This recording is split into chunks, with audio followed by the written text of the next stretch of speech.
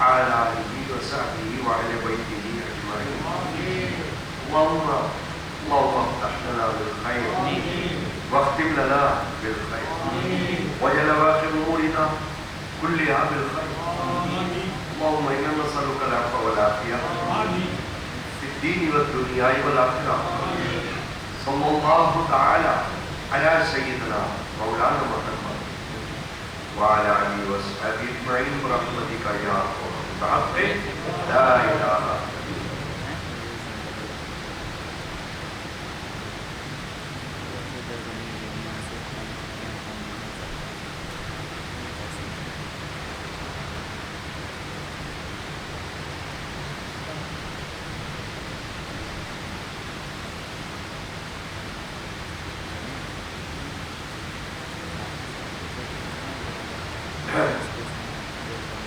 نحمده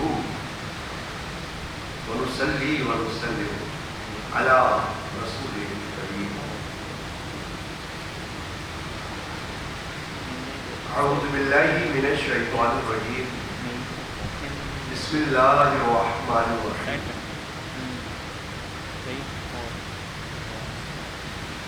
وكنتم أزواجا ثلاثة وأصحاب الميمنة ما أصحاب الميمنة وأصحاب المشأمة ما أصحاب المشأمة والسابقون السابقون أولئك المقربون. صدق الله مولانا العظيم. الحمد لرب وشافع السقيم والشكر لمن ارحم من كل رحیم. سب تعریف اللہ پاک کے لیے. وہ کریم ہے، وہ رحیم ہے، اور اسی کا فضل عظیم جل وعلا شان و نواز ببرکت بسم اللہ الرحمن الرحیم. حسبی ربی جل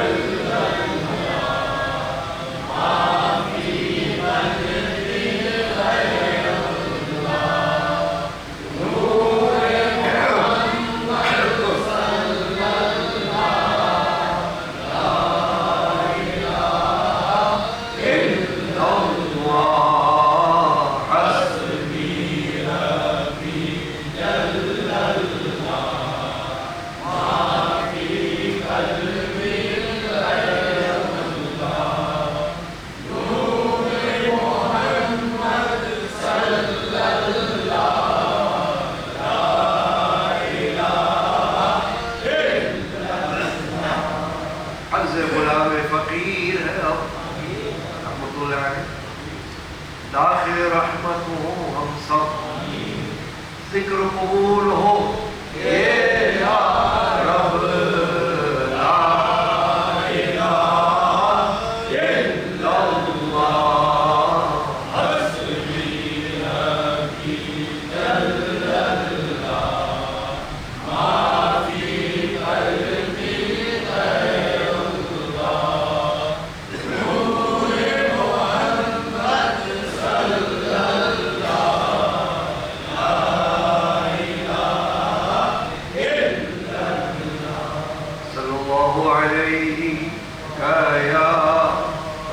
رسول اللہ. وسلم علیک یا حبیب اللہ. صلی اللہ علیک یا رسول اللہ. وسلم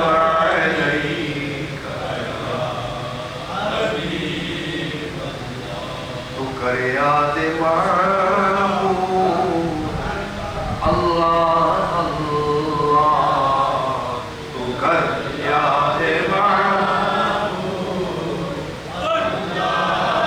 اللہ. وہ ہر جا ہے موجود اللہ اللہ. وہ ہر جا ہے موجود اللہ. جلا دے جو ہے خواہش واصف اللہ کہ کافی ہے مقصود اللہ. اللہ اللہ تو کر یاد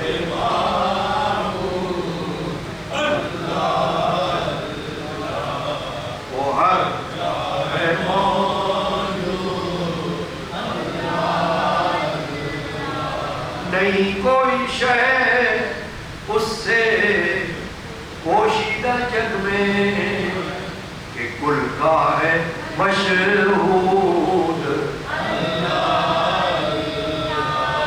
تو کر یاد معبود اللہ بے شک وہ ہر جگہ ہے موجود جو ہے ما سوی اللہ کے سب کی حد ہے کہ ہے غیر محدود اللہ تو کر یاد معبود وہ ہر جائے موجود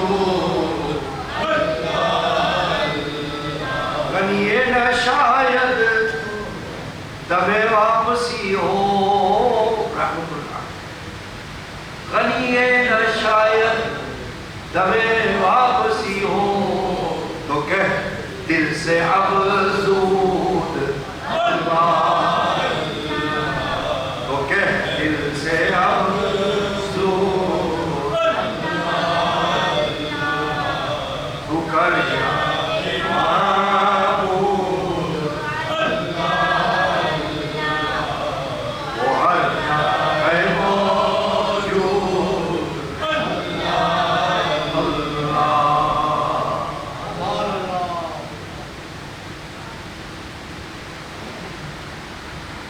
حاضرین کرام اللہ تبارک و تعالیٰ کے نہایت فضل و کرم سے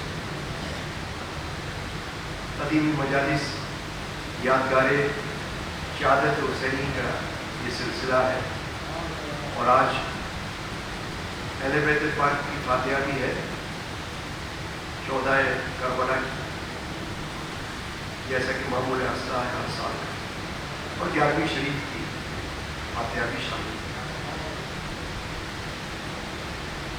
قرآن مجید فرقان حمید کا 27واں پارہ سورۃ الواقعہ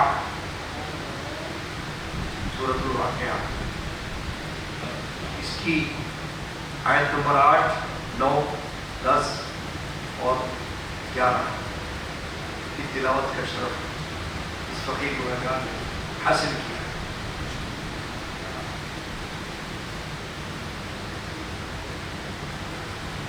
باری تعالیٰ جل شأنہ محمد والوں نے ارشاد فرمایا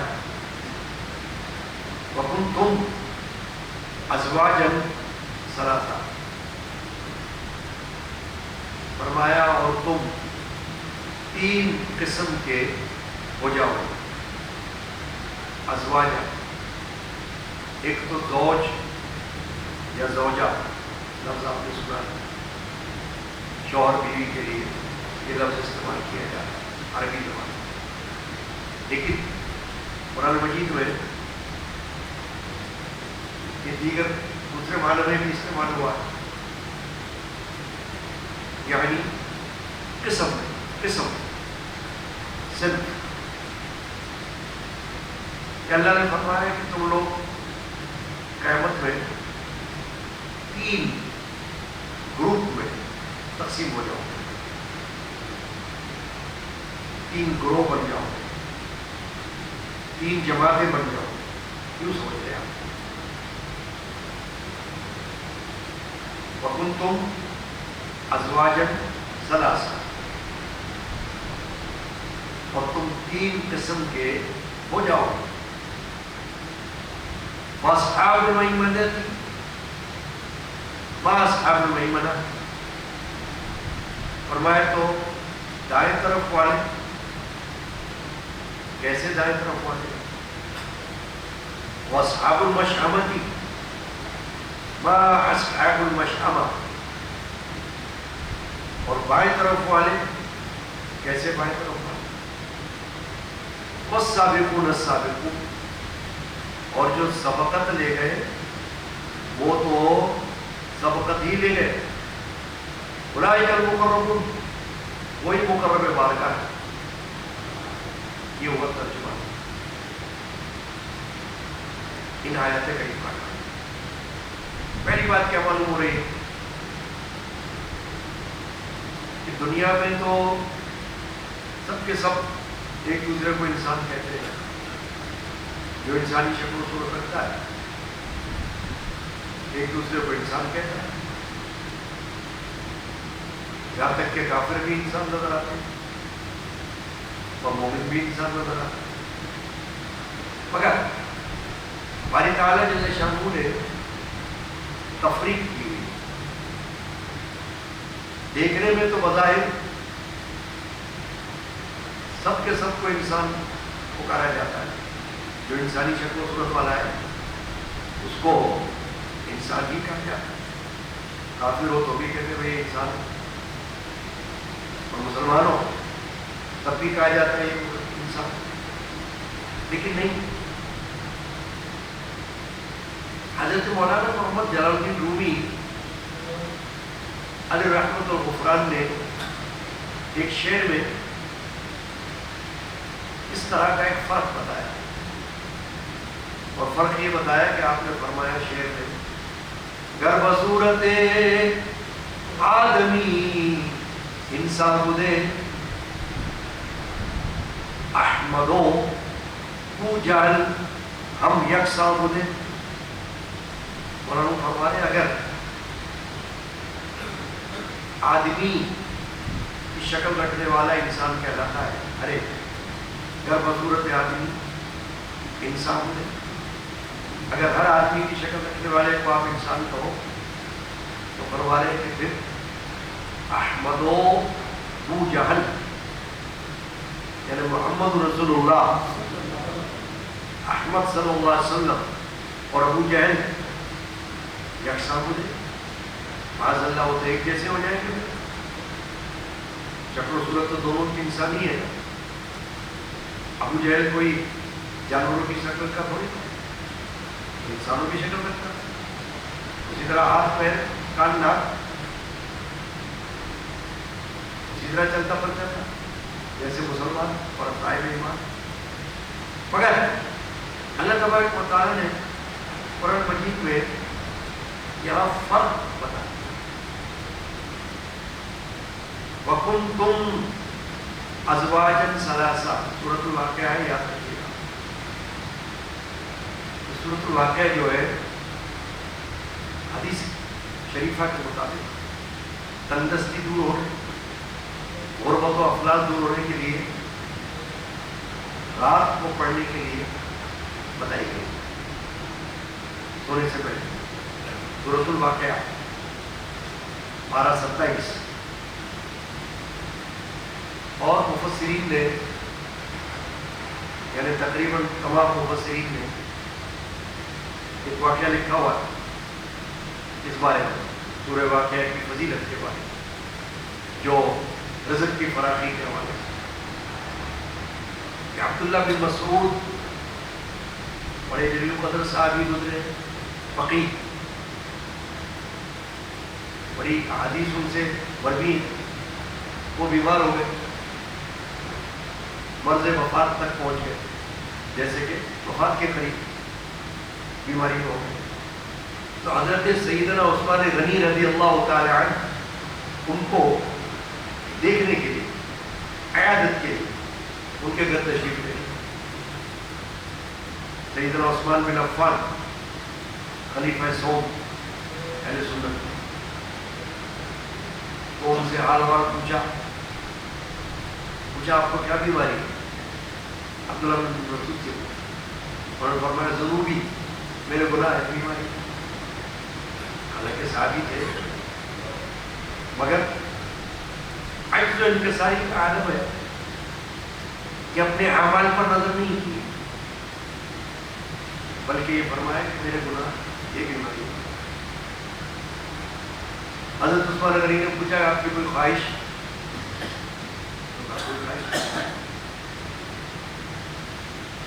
فرمایا کہ عثمان غنی نے کہ اگر آپ کہیں تو کوئی طبیب کو بلائیں، حکیم کو، طبیب کو. اللہ کی طرف سے بیماری. پھر عثمان غنی نے آخری بات جو کی وہ یہ کی کہ آپ کو کچھ مال بھیجے تاکہ کل آپ کے بعد آپ کے بچوں کو، بچیوں کو کام آ جائے. حضرت عبداللہ بن مسعود نے جواب دیا کہ میں نے رسول اللہ صلی اللہ علیہ وسلم سے یہ سنا ہے کہ جو سورۃ الواقعہ کی تلاوت کرے گھر میں وہ غربت و افلاس اس سے دور رہے. تو فرمایا میں نے اپنے بچیوں کو یہ بتایا ہوا ہے تو وہ اس کی تلاوت کرتی تو مجھے اس کی فکر نہیں. یہ سورہ واقعہ کی فضیلت ہے. یہ واقعہ مفسرین نے حدیث کی روح سے بیان کیا. اب بات یہ ہو رہی ہے کہ اللہ تبارک و تعالیٰ نے فرمایا وَكُنْتُمْ أَزْوَاجًا ثَلَاثًا، تم لوگ 3 قسم کے ہو جاؤ گے قیامت میں. 3 نوعیتوں، 3 اقسام کے ہو جاؤ، بڑھ جاؤ گے 3 گروپوں، 3 جماعتوں. فَأَصْحَابُ الْمَيْمَنَةِ، فرمایا دائیں طرف والے، یعنی ایک وہ ہوں گے جن کو دائیں طرف رکھے گا سیدھے ہاتھ پر. ویسے بھی دائیں طرف کا جو سمت ہے اس کی فضیلت ہے. دائیں ہاتھ سے کھانا، دائیں ہاتھ سے پینا، دائیں ہاتھ سے لکھنا، اس کی فضیلت ہے. رسول اللہ صلی اللہ علیہ وسلم کی حدیث موجود ہے کہ ایک شخص بائیں ہاتھ سے کھانا کھا رہا. اللہ کے رسول صلی اللہ علیہ وسلم نے دیکھ کر فرمایا سیدھے ہاتھ سے کھانا کھاؤ. تو اس نے الٹا جواب دیا، بجائے اس کے کہ بات مانتا یہ کہا کہ میرا سیدھا ہاتھ کام نہیں کرتا. حضور چپ ہو گئے. حدیث میں ہے کہ اس کا سیدھا ہاتھ واقعی کام کرنا چھوڑ دیا، یعنی حضور کی گستاخی کا یہ انجام ہوا. حدیث سے پاک سیدھے ہاتھ نے کام کرنا چھوڑ دیا. تو سیدھے ہاتھ کی فضیلت تو احادیث میں دائیں طرف کی بیان کی، اور یہاں پر قرآن میں یہ بات آ رہی ہے کہ فَأَصْحَابُ الْمَيْمَنَةِ، داہنی طرف ہوا. یہ 3 گروپ جو روز قیامت میں اللہ کی طرف سے بنائے جائیں گے میدان محشر میں. تو 3 جماعتوں میں سے ایک وہ جماعت ہوگی جو دائیں طرف چل رہی ہو. فَأَصْحَابُ الْمَيْمَنَةِ، اللہ فرماتا ہے یہ کیا شان والے، کیسے ہیں، یعنی کیا اتنی شان ہے کہ ان کو اللہ تعالیٰ نے دائیں ہاتھ پر رکھا ہوا ہے. فضیلت کے اعتبار سے یہ وہ ہے کہ جو ایمان والے ہیں، صاحب ایمان، جنہوں نے اللہ اور رسول پر ایمان لایا، فرشتوں پر ایمان لایا، آسمانی کتابوں پر ایمان لایا، آخرت پر ایمان لایا. یہ وہ لوگ مومنین، عام مومنین. اللہ نے ان کی تعریف فرمائی. وَأَصْحَابُ الْمَيْمَنَةِ مَا أَصْحَابُ الْمَيْمَنَةِ، دائیں طرف والے کیسے ہیں؟ دائیں طرف والے اپنی شان ہے. پھر فرمایا وَأَصْحَابُ الْمَشْأَمَةِ مَا أَصْحَابُ الْمَشْأَمَةِ، اور بائیں طرف والے پھر سوال کیا مَا أَصْحَابُ الْمَشْأَمَةِ، کیسے ہے بائیں طرف والے؟ منکرین، دین کے، اسلام کے، اللہ کے، رسول اللہ کے انکار کرنے والے، جھٹلانے والے، کفار، یہ بائیں طرف ہو. اصحاب المشأمہ کیسے ہیں بائیں طرف والے؟ شقی القلب، جہنمی، یہ بائیں طرف چل رہے ہو. پھر اب تیسری قسم بیان کرنا، یہ ہے سمجھنے والی بات. بھائی ایک تو ہو گئے کفار، ایک ہو گئے عوام مومنین ہمارے جیسے مسلمان کہلاتے ہیں، ایمان والے کہلاتے ہیں۔ حضور صلی اللہ علیہ وسلم کی امت میں ہے، امت مرحومہ میں، امت محمدی میں دو تو یہ ہو گئے، سیدھے ہاتھ پر اور الٹے ہاتھ والے ہو گئے کفار۔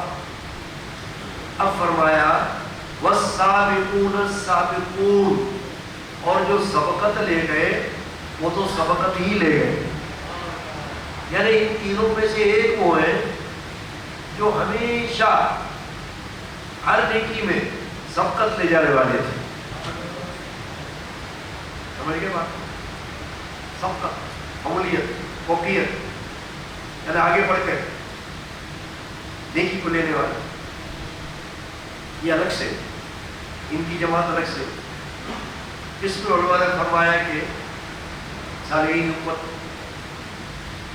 صحابہ کرام، اہل بیت اعظام، اولیاء کرام، ایسی ہستیاں ہوں گی ان تیسری جماعت، تیسرے گروہ۔ والسابقون السابقون، فرمایا جو سبقت لے گئے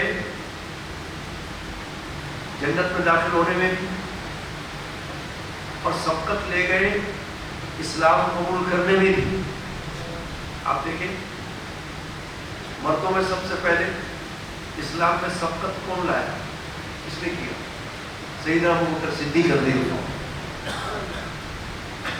سب سے پہلے مردوں میں یعنی بڑوں میں اسلام قبول کرنے والے ابوبکر صدیق۔ خواتین میں سب سے پہلے اسلام قبول کرنے والے، سبقت کرنے والے حضرت سیدہ خدیجہ ام المؤمنین رضی اللہ تعالیٰ عنہ۔ بچوں میں سبقت لے جانے والے حضرت مولا علی مشکل کشا۔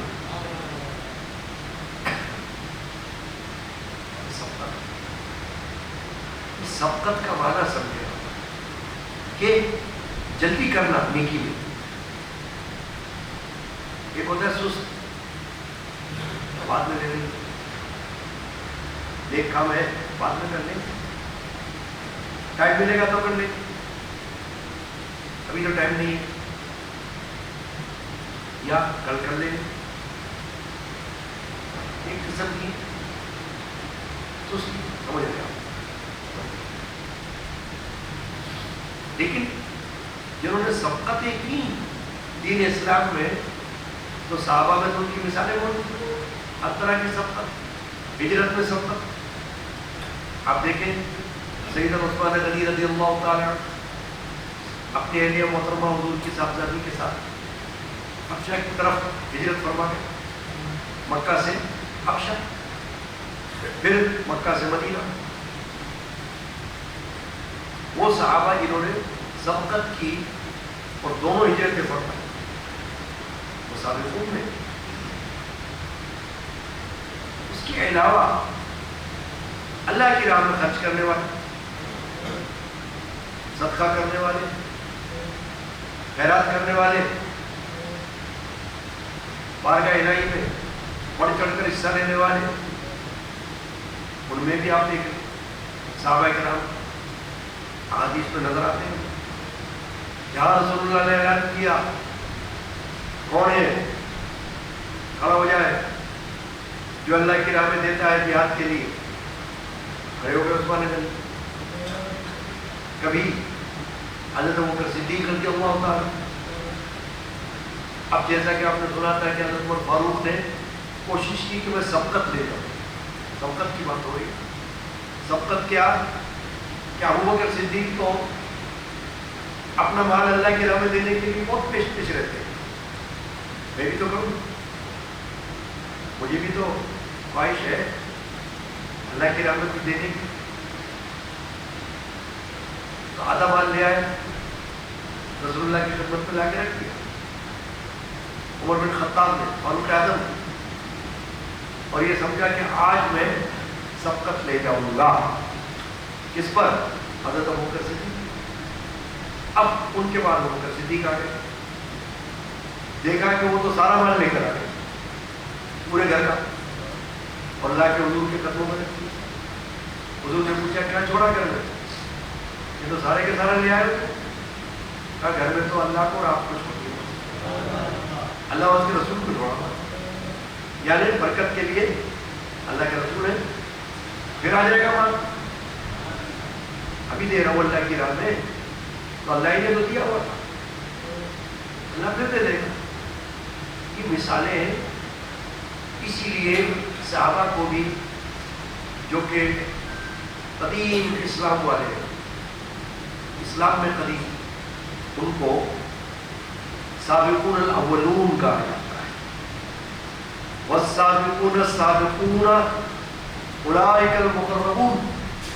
اللہ نے فرمایا کہ یہ جو سبقت لے جانے والے ہیں, جو تیسرے درجے میں قیامت میں چل رہے ہوں گے, صحابہ کرام, اہل بیت اعظام, اولیاء کرام, انبیاء کرام, یہ تو وہ ہے اولئک المقربون کہ جو اللہ کی بارگاہ میں خاص قرب رکھنے والے, خاص قرب, یعنی اللہ کے ساتھ جڑے ہوئے. اللہ ان سے جدا نہیں, یہ اللہ سے جدا نہیں. اب آپ نے دیکھ لیا دائیں ہاتھ والے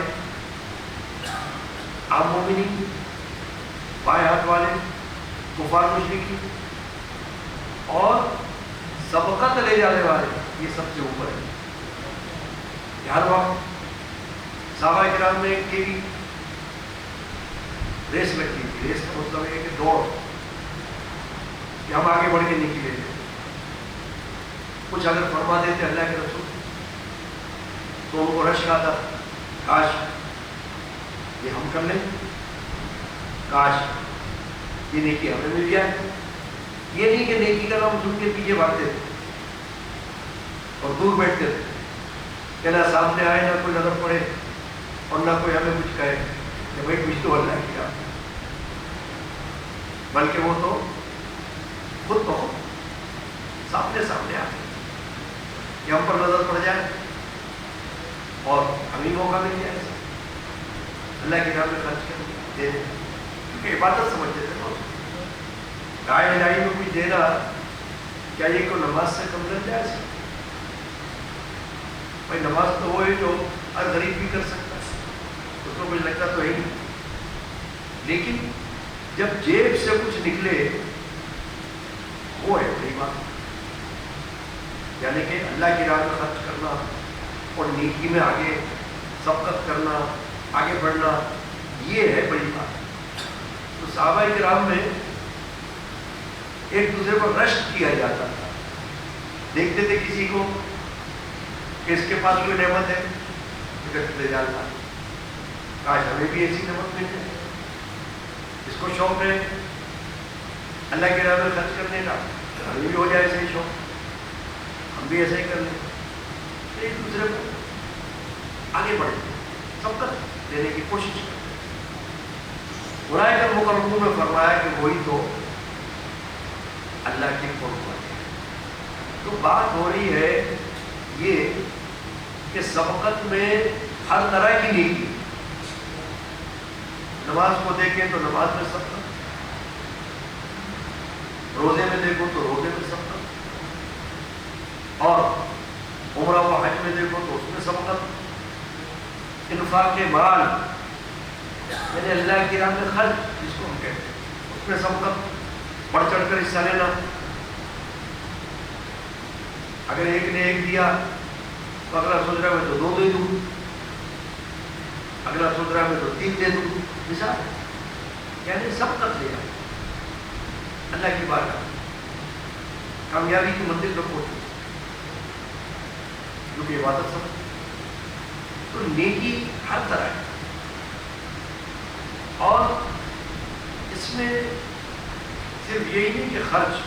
حدیث ہمیں ملتی ہے اللہ کے رسول صلی اللہ علیہ وسلم نے ارشاد فرمایا کہ آدمی کا, انسان کا دوسرے انسان کے ساتھ خوش اخلاقی اور مسکرا کر ملنا بھی اس کے لیے نیکی ہے. سبحان اللہ, اس میں تو کچھ خرچ نہیں ہوا, روپیہ پیسہ تو جو جیب سے جا رہے, لیکن مسکرا کر ملنا یعنی خوش اخلاقی سے پیش آنا, ملنساری سے پیش آنا. ملنے کا دل بھی خوش ہو جائے،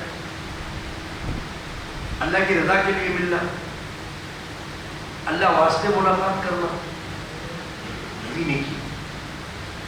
اگلے وقتوں میں اولیاء کرام اس کی بڑی ترغیب کیا کرتے کہ اللہ واسطے ملنے میں سبقت کیا کرو، آگے بڑھا کرو، اللہ کی رضا کے لیے ایک دوسرے کے ساتھ محض اللہ واسطے ملو، یہ نہیں کہ مطلب کے لیے ملو، اللہ کے لیے ملو، بس کوئی اور غرض نہ ہو، بس اللہ کے واسطے۔ چنانچہ یہ جو آیت شریفہ، آیات کریمہ سورہ واقعہ کی مختصر آیات تھی، میں نے پڑھ لی، کیوں پڑھی کہ جن سے یہ پتہ چل رہا ہے کہ نیکیاں اور ان میں پھر سبقت یہ بہت بڑی اہمیت ہے۔ ہر مسلمان کوشش کرنے میں کیا ہے، بہت ساری نیکیاں، چھوٹی بھی نیکی ہوتی ہے کوئی، وہ بھی لے لو، بڑی ہوتی ہے وہ بھی لے لو، کھلی نیکی وہ بھی لے لو، چھپی نیکی وہ بھی لے لو، ایک ہاتھ سے دو کہ دوسرے ہاتھ کو خبر نہ ہو، یہ بھی نیکی ہے، اور ہے تو لے لو، نیکیوں کو جمع کرو تاکہ میدان محشر میں جب تولی جائے تو پلڑا بھاری ہو جائے۔ پھر جو بات ہے وہ یہ ہے کہ پھر نیکیوں میں بھی افضل نیکی، اس کی پہچان، کوشش تلاش، کیونکہ نیکیاں تو بہت ساری ہوتی، کبھی اگر ایسا ہو جائے کہ دو نیکیاں نظر آ جائے تو کیا کرنا ہے؟ میرے جد امجد حضرت مولانا شاہ محمد غلام رسول قادری رحمۃ اللہ تعالی علیہ بیان فرما رہے تھے، ملفوظات کتاب میں یہ واقعہ درج ہے، صفحہ نمبر 95 پر آپ نے فرمایا دوران بیان ہو رہا تھا تقریر، فرمایا حضرت امام جعفر صادق رضی اللہ تعالی عنہ، انہوں نے حضرت امام ابو حنیفہ سے پوچھا، ہمارے امام اعظم ابو حنیفہ جن کے ہم مقلد ہیں، حنفی کہلاتے ہیں، اور جو اہل سنت کے 4 اماموں میں بڑے امام، سب سے بڑے امام امام اعظم کہلاتے ہیں، تو امام جعفر صادق رضی اللہ تعالیٰ عنہ امام اعظم کے بھی استاد رہے، 2 سال امام اعظم ابو حنیفہ نے امام جعفر صادق سے سبق پڑھا، ان کی شاگردی کی، اور پھر یہ کہا لولا السنتان لہلك النعمان، کہ اگر 2 سال نعمان کو نہ ملتے تو نعمان ہلاک ہو جاتا، یعنی ایسی اہمیت بتائی امام جعفر صادق کی شاگردی، امام اعظم ابو حنیفہ، نعمان آپ کا نام۔ امام جعفر صادق نے حضرت سید مرشد جدی نے یہ واقعہ بیان کیا کہ امام ابو حنیفہ سے پوچھا کہ عقل مندی کیا چیز ہے، آپ بتاؤ۔ امام ابو حنیفہ نے عرض کیا کہ حضور میرے نزدیک عقل مندی یہ ہے کہ برائی سے بچے اور نیک کام کرے، برائی سے بچے اور نیک کام کرے۔ امام جعفر صادق نے فرمایا یہ تو جانور بھی کرتے، نیکی اور بدی کو جانتے، جہاں سے ان کو کھانے کی چیز ملتی ہے اس کو کھاتے، اور جہاں سے معلوم ہوتا ہے کہ مار پڑے گی تو اس سے الگ رہتے، یعنی کہ فرق کو سمجھ جاتے کہ ہمارے لیے کیا اچھا ہے کیا برا ہے، کھانے کو ملے گا تو اچھا ہے، اور اگر مار پڑے گی تو یہاں سے بھاگ جاؤ، بولا یہ تو جانور بھی جانتے۔ اس پر حضرت امام ابو حنیفہ نے عرض کیا کہ حضور پھر آپ فرمائیے عقل مندی کیا ہے؟ امام جعفر صادق رضی اللہ عنہ نے فرمایا کہ عقل مندی یہ ہے کہ نیکیوں میں سے سب سے بڑی نیکی کو حاصل کر دیں، اٹھا لیں، اور برائی کو سب سے بڑی برائی سمجھ کر اس سے اعتراض کریں، یہ عقل مندی۔ یعنی نیکی کو بڑا سمجھ کے اٹھا دیا اور سب سے بڑی نیکی کو اٹھا اور برائی کو سب سے بڑی برائی سمجھ کر اس سے بچ جائے۔ اب حضرت سید مرشد جدی نے جب یہ بات بیان فرمائی تو آگے فرمایا نیکی تو سبھی کچھ ہے، نماز پڑھنا بھی نیکی ہے، نعتیں پڑھنا بھی نیکی ہے، لیکن سب سے بڑی نیکی یہ ہے کہ جب کوئی مرد خدا مل جائے تو اس کی خدمت کرے اور اپنی عبادت کو ایک طرف رکھے، کہ جو نیکیوں سے بھرا ہوا ہے اس کی خدمت پر رکھے اور اپنی عبادت کو ایک طرف رکھے۔ فرمایا اسی طرح برائی میں سب سے بڑی برائی یہ ہے کہ وہ کسی کی غیبت کرے، کیونکہ غیبت ایک ایسی چیز ہے کہ سوائے اس کے کہ جس کی برائی کی ہے اللہ بھی معاف نہیں کرتا جب تک کہ وہ شخص خود معاف نہ کر دے۔ آپ نے سنا ہوگا نا محفل میں بیان کیا میں نے کئی مرتبہ کہ حق العبد حقوق العباد، بندے کے حقوق، یہ ایسا حق ہے کہ حدیث میں ہے کہ ایک بندہ شہید بھی ہو جائے تو یہ ہے کہ اس کا معاف نہیں ہوتا، اس کا گناہ رہے گا، باقی تو گناہ دھل جائے گا۔ شہید تو وہ ہے کہ جو شہید ہو جائے تو اس کے خون میں غسل کی بھی ضرورت نہیں، کفن کی بھی ضرورت نہیں، اتنا عظیم مرتبہ اس کو مل گیا کہ اس کو یوں دفنا دو۔ لیکن حدیث پاک میں فرمایا کہ اگر بندے کا حق مارا ہوا ہے نا تو شہادت بھی اس کا گناہ نہیں دھوئی، پھر بھی پکڑ ہوگی۔ ہمارے معاشرے میں تو رات دن حقوق العباد پر لوگ ڈاکہ ڈالتے تھے، حقوق العباد کو سمجھتے 5 وقت نماز پڑھ کے سمجھتے بس بہت ہو گیا، ہر وقت کی نماز تو پڑھ رہے ہیں، 5 وقت نماز تو پڑھ رہے ہیں، رمضان کے سارے روزے تو رکھ رہے ہیں، حج تو کر ہی کیا ہم نے، عمرہ تو کر رہے ہیں ہم، اس کی طرف دھیان دینا، مگر وہ حق جس کی معافی نہیں ہے اللہ کی بارگاہ میں جب تک کہ وہ بندہ معاف نہ کرے اس کو بھول جائے،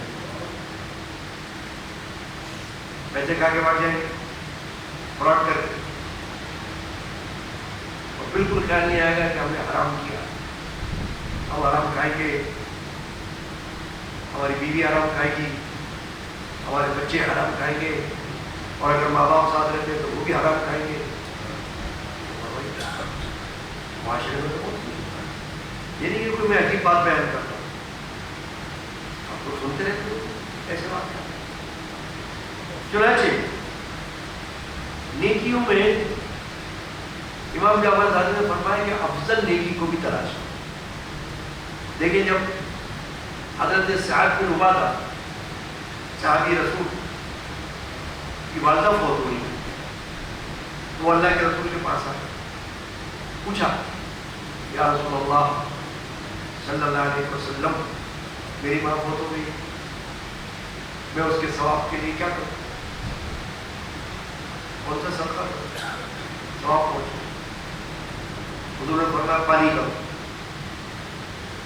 محدثین نے لکھا ہے حدیث کی شرح میں کہ مدینہ طیبہ میں پانی کی قلت تھی تو نیکیاں تو بہت ساری تھی،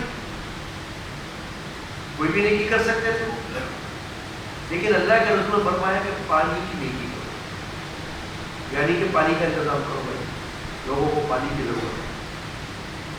تو حضرت سعد نے کیا کیا، کنواں کھدوا کر اس کا نام رکھ دیا پیر ام سعد کا کنواں، یعنی نام رکھ دیا اپنی ماں کا کنویں پر، تاکہ جب تک لوگ پانی پیتے رہے میری ماں کی یاد ہوتی رہے اور میری ماں کو ثواب پہنچتا۔ رسول اللہ بھی پانی پیتے تھے، صحابہ کرام بھی پانی پیتے تھے، پیروں کے ساتھ۔ اب آپ دیکھیں ثواب کا بھی پتہ چل رہا ہے کہ ثواب کوئی شے ہے، لوگ تو سمجھتے نہیں ثواب کو کیا چاہیے۔ جو سعودی عرب چلا جاتا ہے اس کے نزدیک ثواب کی کوئی قدر ہی نہیں ہوتی. وہاں سے آ کر کہتا ہے یہ کیوں کر رہے ہو، اس کا کیا فائدہ، نیاز کیوں کر رہے ہو، اس کا کیا فائدہ، نظر کیوں دے رہے ہو، اس کا کیا فائدہ، فاتحہ کیوں کر رہے ہو، اس کا کیا فائدہ. کیوں؟ تو وہابیت ہے نا. وہاں تو سعودیہ کی تو حکومت ہی وہابی حکومت ہے، تو وہ تو ان چیزوں کو کیا مانتے ہیں،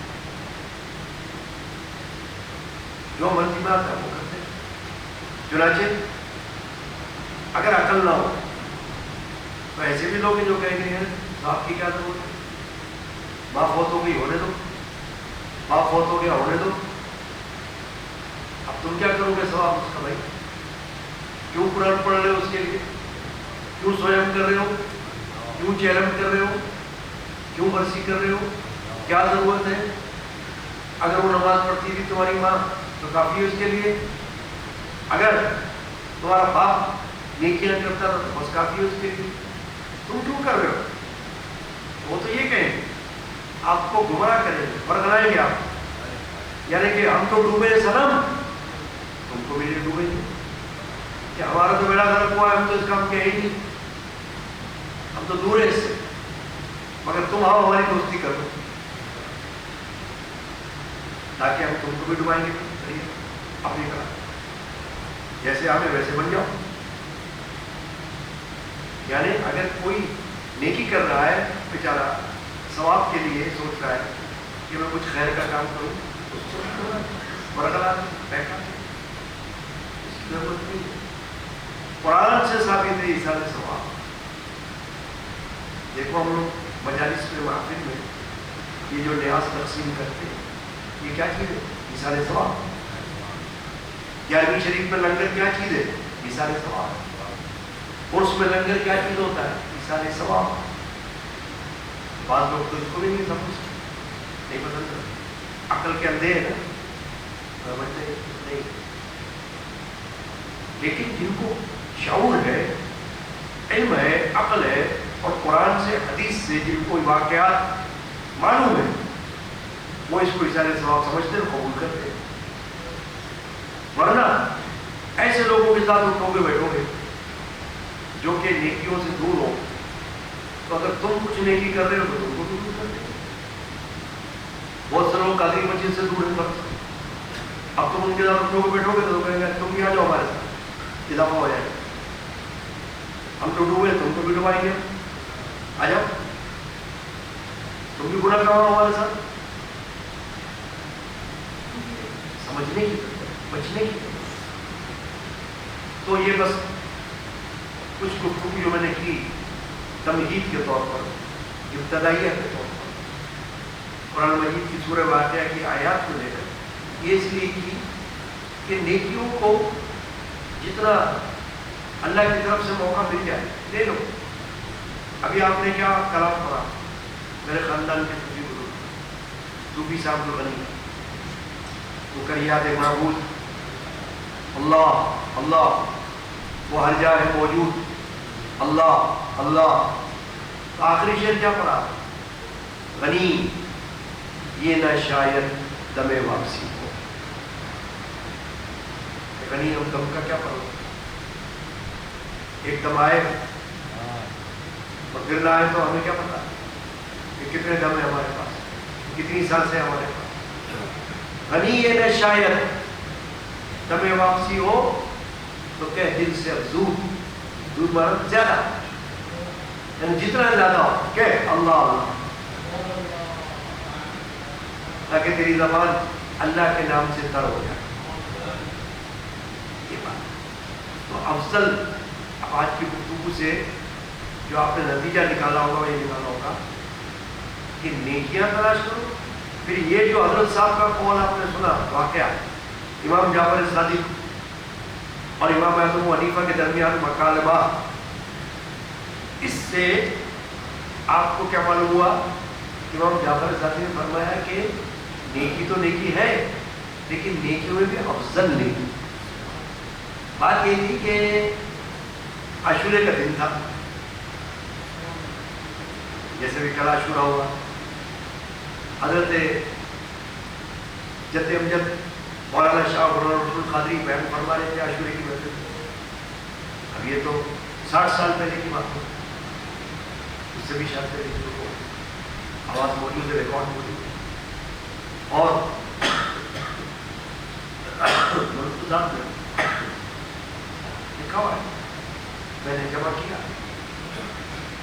آپ نے فرمایا کہ آج کا دن جو ہے واقعات کربلا کا دن ہے، واقع کربلا کا دن ہے اور شہدائے کربلا کا دن ہے. فرمایا کہ یہ جو آپ یہاں بیٹھے ہیں محفل میں، یہ ہی افضل نہیں کی. فرمایا لوگ سڑکوں پر بھی کہیں اچھل رہے کود رہے ہوں گے، لوگ جیسے تعزیے نکلا کرتے تھے، اب تو شاید کم ہو گئے ہوں گے. پہلے ہمارے سنیوں میں تعزیہ نکالنے کا بڑا رواج، حالانکہ کوئی فائدہ نہیں. تعزیے کی اصل کیا تھی؟ اعلیٰ حضرت امام علیہ سنت اشاہ احمد رضا حنفی سنی قادری رضی اللہ تعالیٰ نے اپنے فتاوی رضویہ میں ایک سوال کے جواب میں کہ تعزیہ نکالنا کیسا ہے، آپ نے فرمایا کہ جہاں تک حضرت سید الشہداء امام حسین رضی اللہ تعالیٰ عنہ کے اصل روزے کی شکل کی بات، وہاں تک تو درست ہے، بالکل اسی طرح. یعنی کہ دل کو تسکین دینے کے بنا لیا. پھر آپ نے ایک مثال پیش کی، ایک بادشاہ تھا، وہ جایا کرتا تھا عراق سید الشہداء کے روزے انور پر. ایک سال وہ بیمار ہو گیا تو جا نہ سکا.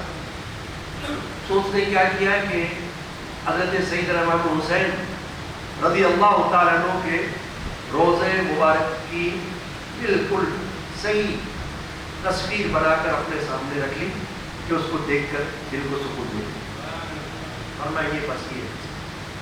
ورنہ فرمایا آپ تو تعزیے جو ہے وہ ایک سے ایک عجیب عجیب قسم کے، کوئی کیا بنا لیتا ہے، کوئی کیا بنا لیتا ہے، کوئی کیا بنا لیتا ہے. یہ سب فضول بات ہے. تو تعزیوں میں جب نکلا کرتے تھے تعزیے تو لوگ اس میں اچھلتے بھی تھے، کودتے بھی تھے، ہنستے بھی تھے، مذاق بھی کرتے تھے، پان بھی کھا رہے ہوتے تھے، سگریٹ بھی پی رہے ہوتے تھے اور تبلے بھی بجا رہے ہوتے تھے. یہ سب کچھ ہوتا تھا، آج کا نہیں ہوتا. بچپن کی بات کر رہا ہوں، اس وقت تو یہ ہوتا تھا عاشورے والے دن. تو ہمارے حضرت نے فرمایا کہ آج کے دن کچھ لوگ سڑکوں پر بیکار کام کر رہے ہوں گے، ان کے نزدیک یہی بڑی بات ہے. لیکن فرمایا جو آپ لوگ یہاں پر باوضو اور باادب آ کر بیٹھے ہیں حضرت مولا حسین رضی اللہ عنہ کی یاد میں، یہ افضل نہیں کی. کیونکہ آپ کچھ ان کے بارے میں سن رہے ہیں، ان کے بارے میں پڑھ رہے ہیں، ان کی منقبت پڑھ رہے ہیں اور ان کے واقعات سن رہے ہیں، ان کی عظمت، ان کی فضیلت سن رہے ہیں. اس کا مقام ہے، علم حاصل کر رہے ہیں آپ. اس لیے حضرت نے فرمایا. پھر حضرت نے ایک شعر پڑھا، شعر مجھے یاد. فرمایا یہ تاشے طبلے کب تھے سید مظلوم کی خاطر. یہ جو ڈھول پیٹتے ہیں تعزیوں میں، فرمایا کہ امام حسین کی شان میں دیکھیں، یہ تو یزید کے لشکر اپنی فتح کا جشن منا رہا، وہ بجا رہے تھے تاشے پر. امام حسین کا لشکر تو سوگوار تھا، وہ تو جو قافلہ تھا وہ تو آنکھوں سے آنسو بہا رہا، وہ کیا تاشے تب نہیں بجا. یزید کا لشکر اپنی فتح کا جشن مناتے ہوئے تاشے تبلے بجا رہا تھا، ڈھول پیٹ رہے تھے. تو یہ شعر پڑھا، نہ جانے کس کا ہوگا.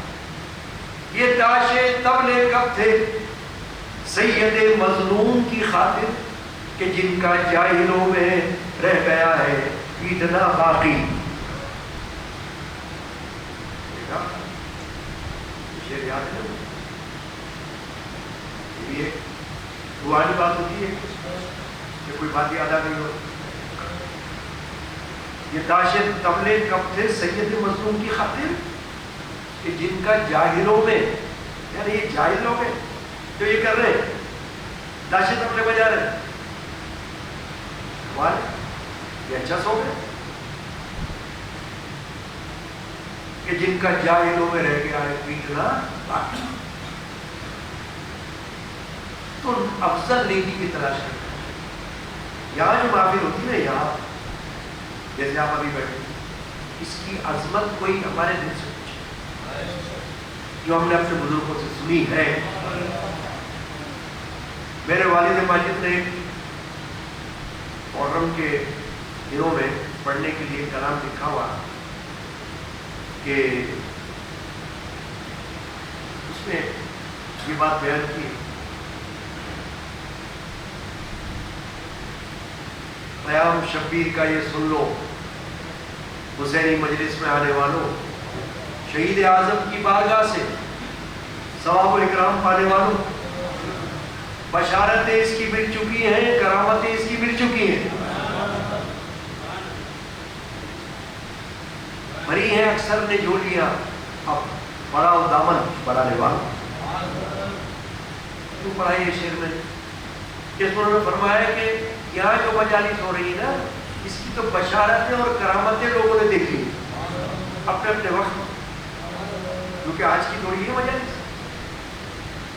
یا کوئی یہ سمجھے کہ بھائی یہ پڑھ رہے ہیں مجلس اس سال،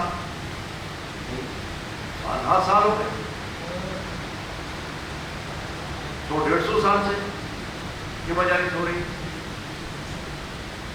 ہمارے خاندان کے بزرگوں نے اہل سنت والجماعت کے عقیدے کے مطابق ان مجالس کا آغاز کیا، نسل در نسل چلتی بھی چلی آ رہی ہے، اور اس فقیر گنہگار کے ذریعے بھی ہو رہی ہے. دیکھو آپ یہ بات کہ یہاں کی جو مجالس ہے نا، اس کی بھی اپنی فضیلت، یہ بھی افضل ہے. اگر خود کچھ کرو آپ اور ایسے وقت میں کرو کہ جب یہاں مجلس ہو رہی ہے اور سمجھو کہ بہت اچھا ہو رہا ہے، تو میرے نزدیک کیا ہوگا؟ اس لیے یہ جگہ، اس کی جو فضیلت ہے، یہ تو کوئی اپنے بزرگوں سے پوچھے، اللہ والوں سے پوچھے، اللہ والوں صوفیہ سے. کیونکہ بعض اوقات ایسا ہوتا ہے، میں نے ایک مثال بیان کی بات ہو کہ ایک شخص قبرستان جائے فاتحہ پڑھنے کی، ماں کی قبر پر جائے، باپ کی قبر پر جائے، اور اس وقت جائے جب یہاں مجلس کا وقت، محفل کا وقت، علم کی تقسیم کا وقت ہے، تو کیا ہے؟ آدمی جا سکتا تھا اگر عقل ہوتی، اگر شعور ہوتا تو سوچتا کہ بھائی قبرستان تو بند نہیں ہوگا، میں تو محفل کے بعد چلا جاؤں گا. کیا کہہ رہے آپ؟ سبحان اللہ. بھائی محفل کا تو ایک وقت ہے نا، 1 گھنٹہ 1.5 گھنٹہ 2 گھنٹہ، بس محفل تو ختم ہو جائے گا. قبرستان تو کھلا ہوا ہے رات کی دن کو، لیکن کوئی عین اسی وقت چلا جائے اور پوچھے بھائی آپ مجلس کے لیے میں قبرستان گیا تھا، سبحان اللہ قبرستان گیا، تو قبرستان جانے کی کتنی پڑ گئی تھی؟ بھائی قبرستان میں تو صرف تم فاتحہ پڑھنے جا رہے ہو، یہاں تو علم حاصل کرنے آ رہے ہیں، جس کی فضیلت اللہ کے رسول نے حدیث میں بیان کی. میں نے اتوار کے درس میں اسی حدیث پر درس دیا کہ رسول اللہ صلی اللہ علیہ وسلم فرمایا کہ عبادت پر علم کو فضیلت حاصل اور عابد پر عالم کو فضیلت حاصل. سمجھ رہے بات؟ یہ اللہ کے رسول نے فرمایا، میں نہیں کہہ رہا، کہ عبادت پر علم کو فضیلت ہے، میری عبادت اس پر علم کو فضیلت ہے، اور صرف عابدوں کو عبادت کرنے والا اس پر عالم کو فضیلت ہے، کہ اس کے پاس اللہ نے سینے میں علم رکھا ہوا ہے، وہ لوگوں تک پہنچا رہا ہے، صدقہ جاریہ کر رہا ہے. تو سمجھنا اب یہ بات میں نے کیوں کی؟ نیکیوں میں سے افضل نیکی کے حوالے سے جیسے جیسے بات یاد آئی اور جیسے جیسے مثال یاد آئی وہ میں نے آپ کو کہا اللہ تبارک و تعالیٰ ہمیں جو کچھ ہم نے ابھی سنا ہے اس کو یاد رکھنے کی اور سمجھنے کی توفیق عطا فرمائے اللہم یا رب العالمین۔ رسول پاک پہ بے جائے خدا درود و سلام، علی و فاطمہ حسن و حسین پر بھی خدا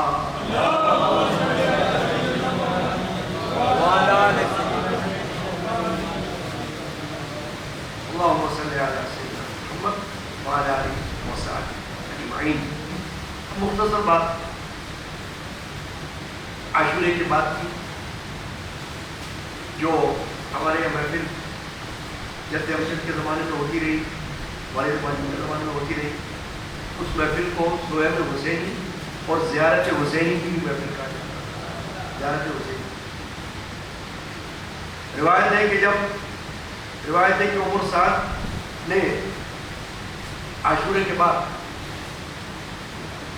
حضرت سیدنا امام حسین رضی اللہ تعالیٰ کے سر مبارک کو نیزے پر چڑھا کر بشیر بولی ملعون کے ساتھ کوفے میں ابن زیاد خبیث کے پاس روانہ کیا اور خود ایک دن بعد یعنی 11ویں محرم کو کربلا میں ٹھہر کر اپنے یزیدی لشکر میں سے جو لوگ واصل جہنم ہوئے تھے ان کو جمع کر کے نماز پڑھوائی، دفن کروایا اور سیدنا امام حسین رضی اللہ تعالیٰ عنہ اور ان کے ساتھ کے سارے شہیدوں کی لاشیں 3 دن تک خاک و خون میں پڑی رہی۔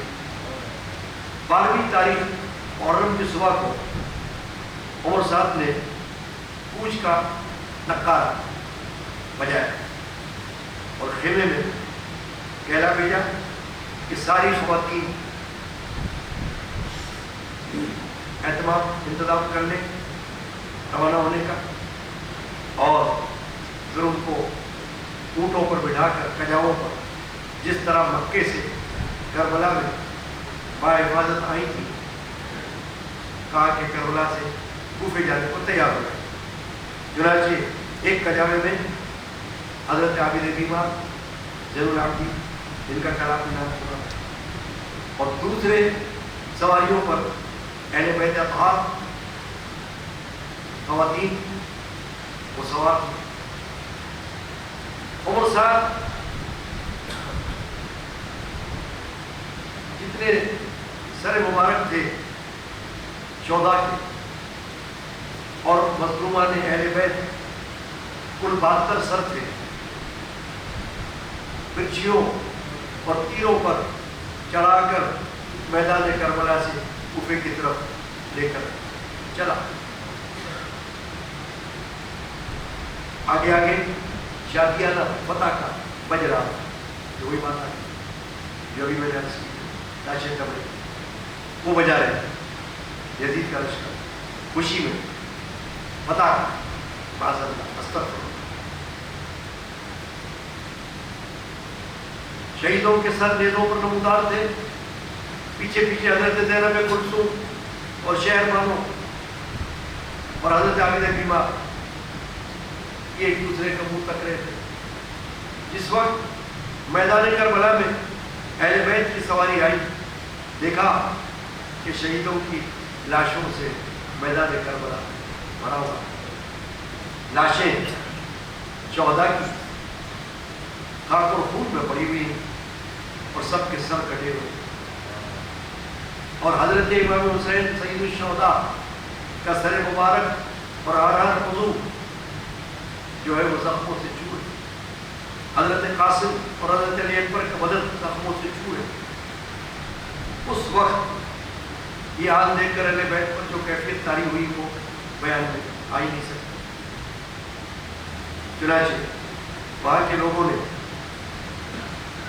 فرات کے کنارے ایک گاؤں تھا، وہاں کے لوگوں نے جمع ہو کر حضرت امام حسین رضی اللہ تعالیٰ کے قبر کو دفن کیا، مگر حضرت پاس ناصریہ کے راستے میں جہاں انہوں نے شہادت پائی وہاں دفن ہوئے، اور سر مبارک امام علی مقام کے دفن میں اختلاف۔ اور ایک قول یہ ہے کہ آپ کا سر مبارک مدینہ منورہ بھیجا گیا اور وہ جنرل البقیع میں امام حسن کے پہلو دفن کیا گیا۔ رسول پاک پہ بھیجا ہے خدا درود و سلام، علی و فاطمہ حسن و حسین پر بھی خدا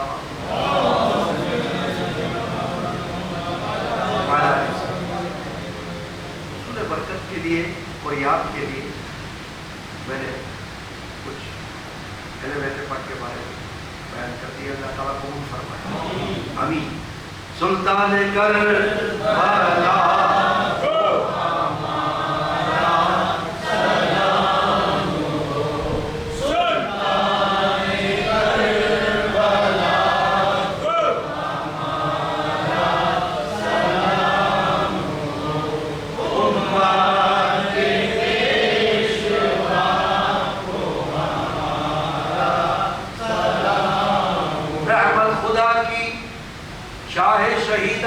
کی روح پر ملت کے مقتدا ہمارا سلام ہو، سلطان کربلا کو ہمارا سلام ہو، امت کے پیشوا کو ہمارا سلام ہو۔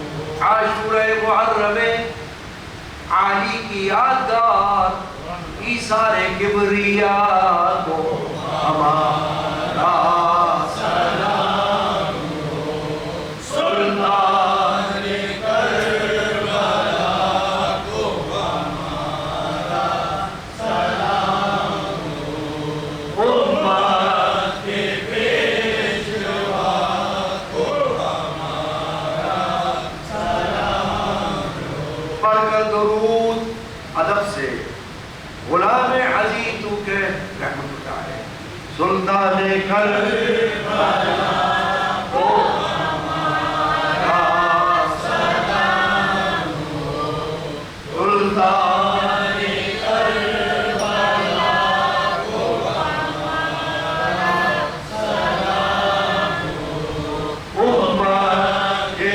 پیشوا کو ہمارا سلام ہو۔ سبحان اللہ۔ بسم اللہ الرحمن الرحیم۔ یا حسین ابن علی آپ کے سر کا صدقہ، یا حسین ابن علی آپ کے سر کا صدقہ، آپ کے جود و سخا آپ کے سر کا صدقہ۔ اللہم یا رب العالمین۔ آج کی محفل اہل بیت پاک کی یاد میں بھی ہے، اور حضور سیدنا سلطان الاولیاء ابو محمد محی الدین عبد القادر الجیلانی غوث الاعظم رہو اسماعیل رضی اللہ تعالیٰ کی فاتحہ کی، جس کو ہم کہتے ہیں 11ویں شب۔ اللہ تعالیٰ آج کی حاضری قبول فرمائے، اور جنہوں نے دعاؤں کی درخواستیں پیش کی ہیں ان کی طرف سے دعائیں ہوتی ہیں۔ نیاز حسینی کے لیے خاتمین حاضر ہوتے ہیں، مشورہ کی صحت کے لیے، وضعیت پیش کے گھر والوں کے لیے، اسکول کے اسٹاف کے لیے، اچھا شوکت کے گھر والوں کے لیے، اور ذاتی مکان کے لیے، اور قرضے کی دوری کے لیے، نوکری کے لیے، والدین کے لیے، والدہ کی صحت یابی کے لیے، اور مردوں کے مرض دور ہونے کے لیے، والدین کی محبت کے لیے، اور دکان کے حصول میں آسانی کے لیے، اور یاسر قادری کے بھائی محمد شاکر ان کی صحت کے لیے، شکیل قادری نے بھی اپنی والدہ کے لیے صحت یابی کی درس کیا ہے، بیمار ہے، اللہ تعالیٰ ان کی والدہ کو شفا ہر مضی مرض سے بچائے، آمین۔ اعوذ باللہ من الشیطان الرجیم، بسم اللہ الرحمن الرحیم، قل هو اللہ احد اللہ الصمد لم یلد ولم یولد ولم یکن له كفوا أحد قل هو الله أحد الله الصمد لم يلد ولم يولد ولم يكن له كفوا أحد بسم الله الرحمن الرحيم قل هو الله أحد الله الصمد لم يلد ولم يولد ولم يكن له كفوا أحد بسم الله الرحمن الرحيم الحمد لله رب العالمين الرحمن الرحيم مالك يوم الدين إياك نعبد وإياك نستعين اهدنا الصراط المستقيم صراط الذين أنعمت عليهم غير المغضوب عليهم ولا الضالين ببركة إن الله وملائكته يصلون على النبي يا أيها الذين آمنوا صلوا عليه وسلموا تسليما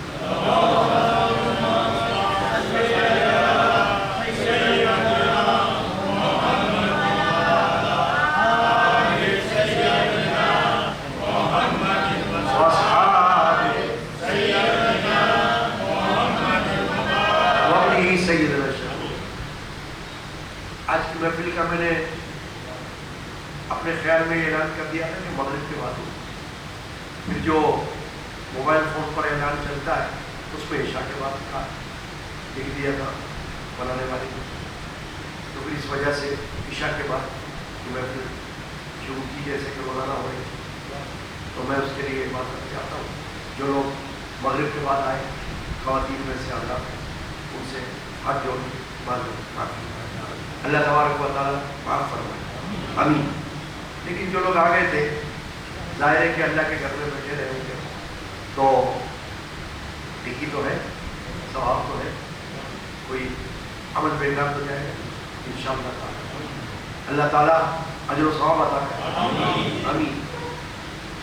ربنا تقبل منا انك انت السميع العليم وتب علينا انك انت التواب الرحيم، یا اللہ یا رحمان یا رحیم۔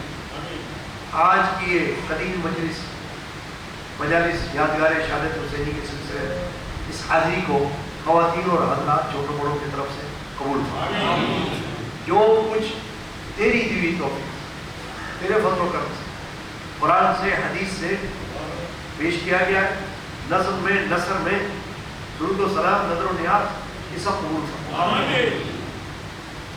یا اللہ۔ حمد باری تعالیٰ مناجات سب قبول فرما یا اللہ، ان سب کو تو نبی کریم رؤوف رحیم صلی اللہ علیہ وسلم کی بارگاہ اقدس میں نظر فرما، صحابہ کرام اہل بیت کرام تابعین تبع تابعین اولیاء کاملین رضی اللہ عنہ اجمعین کی بارگاہ میں، بالخصوص سید الشہداء حضرت سیدنا امام حسین رضی اللہ تعالیٰ اور تمام شہداء کربلا کی بارگاہ میں اس کو نظر فرما، حضور سیدنا غوث الاعظم روم سبحانی جن کی فاتحہ آج ہو رہی ہے یعنی شریف کے حوالے سے، یا اللہ ان کی بارگاہ میں بھی نظر فرما، اے اللہ ہمارے مرشدان پاک کی ارواح کو صاف، ہم سب کے نامہ اعمال میں اجر و ثواب، اس فاتحہ کے وسیلے سے گناہوں خطاؤں بخش، نیکیوں کی توفیق عطا، یا اللہ مجھ گناہگار سمیت جہاں جہاں بیمار ہیں جن کے لیے عرض کیا گیا ہے دعا کے، یا اللہ تو ان کو شفا دے۔ خواتین حضرات نے عرض کیا ہے سب کے نام دینا مشکل ہوتا ہے مگر نیت دل میں ہوتا ہے، یا اللہ ہم سب کو شفا دے، موذی امراض سے بچا لے، لا علاج بیماری سے بچا لے، صحت کاملہ اور شفاء عاجلہ، محتاجی معذوری سے بچا لے، آمین۔ یا اللہ جو بے اولاد ہے ان کے ہاں تندرست اور نیک اولاد عطا، نیک اولاد نرینہ عطا، آمین۔ یا اللہ جو بچے بچیاں ہیں ان کو نیک جوڑے عطا، نیک رشتے عطا، صحیح العقیدہ رشتے عطا، یا اللہ زوجین میں گھروں میں اتفاق محبت عطا، الفت و محبت پیدا فرما، ہر طرح کی ناراضگی کو دور فرما، یا اللہ یا الہ العالمین، صدقہ رسول اللہ اور صدقہ اپنے سارے اولیاء اللہ حامیان قادری مسجد کو دعا باد رہا، دونوں عالم میں انہیں اے رب قادر شان یا اللہ آنے جانے والوں کو حفظ و امان میں رکھے، اور اسی طرح صحت کے ساتھ، ہمت کے ساتھ اور عقیدت کے ساتھ، محبت کے ساتھ تمام مجالس میں، محافل میں حاضری کی توفیق آمین صلی اللہ تعالی۔ اب آئندہ جو ہفتہ آئے گا اتوار، وہ 17ویں شریف جان کی 17 تاریخ کو جو اقدس تھی، تو اتوار کے دن مغرب کے بعد، مغرب سے عشاء 17ویں شریف کی محفل، 14 بدر کی یاد اور حضرت مولانا محمد جلال الدین رومی رحمۃ اللہ علیہ کی مثنوی شریف کا مختصر درس ہوگا۔ اللہ تعالیٰ ہم کو آئندہ اتوار کو بعد نماز مغرب حاضری کی توفیق آمین صلی اللہ تعالی وعلی آلہ وصحبہ اجمعین برحمتک یا ارحم الراحمین۔